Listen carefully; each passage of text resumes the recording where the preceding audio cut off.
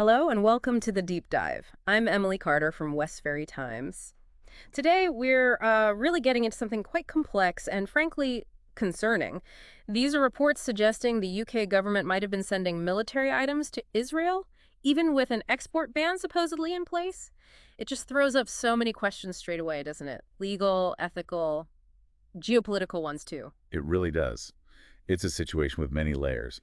And to, really get a handle on it, we need to look closely at the alleged shipments themselves, but also the actual export controls that were or weren't functioning. Exactly. And helping us navigate all this today is Daniel Reeves. Now, you bring a really valuable perspective, having worked inside the UK Department for International Trade previously, and now as a senior analyst at the International Security Policy Center. So a huge thank you for joining us for this deep dive. Thanks for having me. It's definitely an important topic and well worth digging into. It absolutely is. So let's start right there. What exactly are these reports saying about the alleged shipments? What kind of kit are we talking about? And over what sort of time frame? Okay, so based on what's out there, publicly, media reports, questions in Parliament, that sort of thing, the items seem to include things like encrypted communications equipment and also targeting optics. Right. Communications and targeting. Yes. And the time frame being discussed is roughly the last 12 months. What makes this particularly significant is that this period includes the time when a temporary suspension on exporting certain military goods was supposed to be in effect.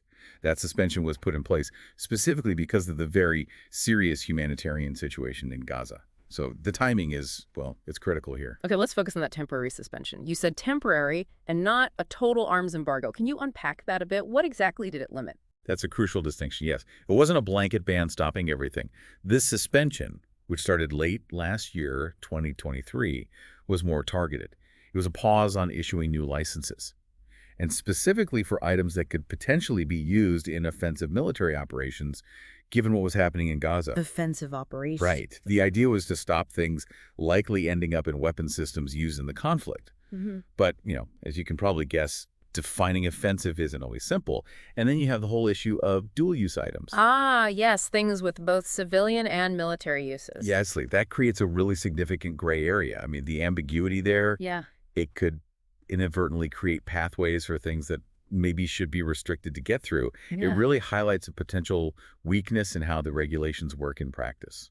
So given that suspension, even if temporary and targeted, how might these specific items, the comms gear, the targeting optics, how might they still have been exported? You mentioned gray areas, but were there other ways, like old licenses maybe? Well, there are a few possibilities, realistically.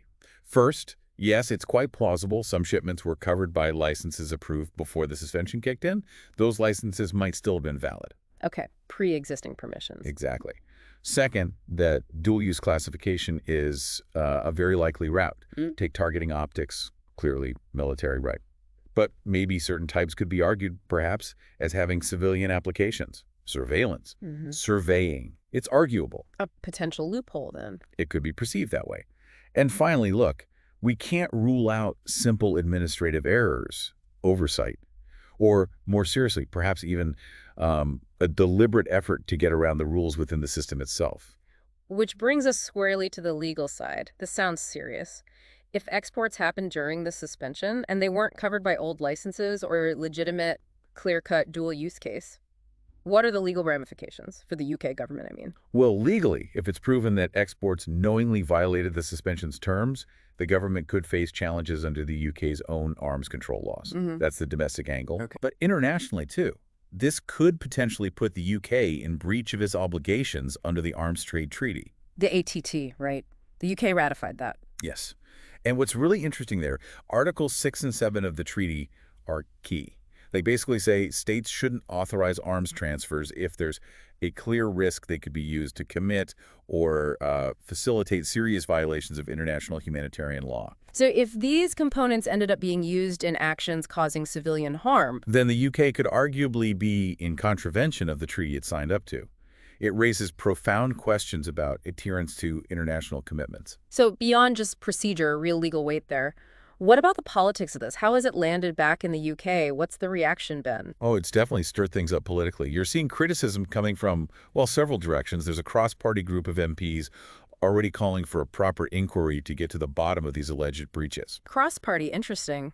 Yes, and the Labor Party's shadow foreign secretary has been quite vocal, raising concerns about government transparency on the whole issue. And, it's not just the opposition. There are reports, rumblings of unease among some conservative MPs too. So it's definitely cutting across the usual divides. And the government's official word on all this, faced with these calls for an inquiry. The government line has been, well, pretty consistent and perhaps predictably cautious. They state that all export licenses are under constant review and that any exports happening are fully compliant with both UK law and international standards. Compliant. But that sounds quite broad, doesn't it? Does it actually address the specifics? It is broad. Yeah. And no, it doesn't really directly tackle the specific allegations about these shipments during that period or offer detailed proof of compliance for them. And that lack of sort of granular detail, well, it naturally fuels the ethical questions, doesn't it, about the UK's role supplying even non-lethal sounding kit to a region in such crisis. Let's explore those ethical and humanitarian concerns more deeply. Even if we don't have, say, undeniable proof these specific parts were used offensively, what are the ethics of supplying military-related tech, even things like comms, into such an intense conflict zone with a massive humanitarian crisis? Look, the core ethical issue here is about potential complicity, even if indirect. If UK equipment, even if it's just optics or radios, gets built into systems that are then used in operations causing civilian harm or violating human rights, well, then the UK could be seen as having contributed, even unintentionally, to those outcomes. Which defeats the purpose of having controls in the first place. Precisely. It fundamentally undermines why we have arms control systems. They exist to prevent that kind of thing. So while we might lack that smoking gun evidence for these specific recent exports right now, the fact they allegedly happened during this acute crisis demands really serious questions about the due diligence being done. And we do hear reports sometimes from activists on the ground about finding UK-made components in conflict areas. How does that fit in? Yes, that's right. Various groups, NGOs, have documented finding UK-manufactured parts in wreckage of military equipment, or in surveillance systems used, for instance, in the West Bank and Gaza over the years. Now, these finds don't automatically link directly to the specific recent shipments we're discussing, of course, but they do paint a picture of a longer-term presence of UK tech in the region, and they absolutely raise valid concerns about how it's ultimately used. And this isn't the first time UK arms exports have been under this kind of spotlight, is it? There's history here. No, absolutely not. There's a significant precedent. The most notable recent example is probably the scrutiny over UK arms sales to Saudi Arabia during the Yemen conflict. Right, that went to court. It did, and it led to a major Court of Appeal ruling back in 2019. The court found those exports were unlawful because the government hadn't properly assessed the risk of civilian harm. They hadn't adequately considered if the Saudi-led coalition had a pattern of, well, potentially violating international humanitarian law. A failure in risk assessment. Essentially, yes. And despite that ruling supposedly highlighting the need for much more robust checks, we're seeing very similar questions cropping up again now. It suggests that maybe the underlying systemic issues haven't really been fixed, that lessons perhaps haven't been fully learned or embedded in the process. So, moving beyond the government itself, what about the companies involved? The defense contractors, what's their role in all this? Oh, they're absolutely key players. Major UK defense firms are the ones applying for these export licenses for all sorts of military kit. And while the government makes the final call, grant or deny these companies naturally engage in lobbying, they advocate for their exports, Makes sense from their perspective. of course. Also, enforcing these controls across complex global supply chains is inherently difficult. Companies might explore perfectly legal avenues like using subsidiaries in other countries or routing components through third parties. That can sometimes make it harder to track and potentially bypass stricter rules in one jurisdiction, especially when you're dealing with subassemblies, parts of parts. They get built into bigger systems elsewhere. Tracking the final end use becomes incredibly challenging. Which brings us to the wider international picture. What does all this potentially do to the UK's reputation globally? Well, allegations like these, especially when they involve potentially circumventing your own stated suspension, can be quite damaging to international credibility. If the UK is out there championing human rights and the rule of law, but is then seen as possibly enabling military tech transfers to active conflict zones, it erodes trust. Trust with partners, Yeah. institutions. Both. With allies, within international bodies like the UN, it definitely draws criticism from major human rights organizations. Amnesty, Human Rights Watch, they watch this stuff very closely. And you could bet it might become a talking point at upcoming UN arms control reviews or similar forums. It weakens the UK's standing on these issues.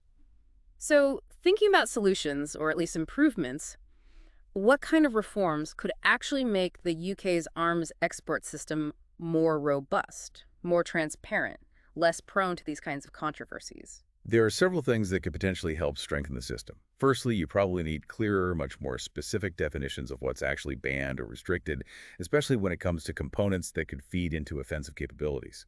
Less gray area. Tighten up the definitions. Exactly. Secondly, much greater transparency would make a huge difference.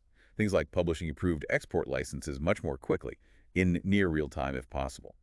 That allows for proper scrutiny. Public and parliamentary scrutiny. Yes, and strengthening the hand of independent parliamentary committees to really dig into these decisions would provide a vital check and balance. And look, let's not forget the role of public pressure. Historically, that has genuinely influenced UK arms policy. You mean media, NGOs, legal challenges? All of the above. Media reporting bringing things to light, legal groups challenging decisions in court. They play a critical role in highlighting inconsistencies and demanding that accountability. So, Daniel, as we wrap this up, reflecting on everything we've discussed, what's the single most important takeaway for someone listening to this? What should they keep in mind?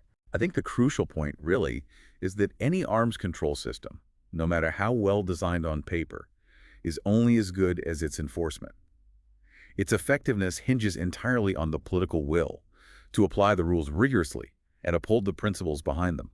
And achieving that requires vigilance. It needs informed citizens, it needs journalists asking tough questions, it needs parliamentarians holding the government to account.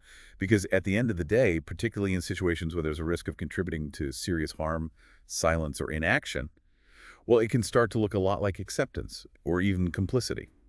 That's a very powerful thought to end on. Daniel Reeves, thank you so much again for sharing your deep knowledge and your insights with us today. It's been incredibly valuable. It was my pleasure. Thanks for the discussion. And thank you, all of you, for tuning in to The Deep Dive. As we've heard, this is a really complex issue. It's still unfolding, and it really does touch on more than just military hardware. It's about policy, it's about morality, and it's about the UK's responsibilities in the world. We at Westferry Times will certainly keep following this story. Until our next deep dive, I'm Emily Carter. Thank you for watching Westferry Times, and have a thoughtful week.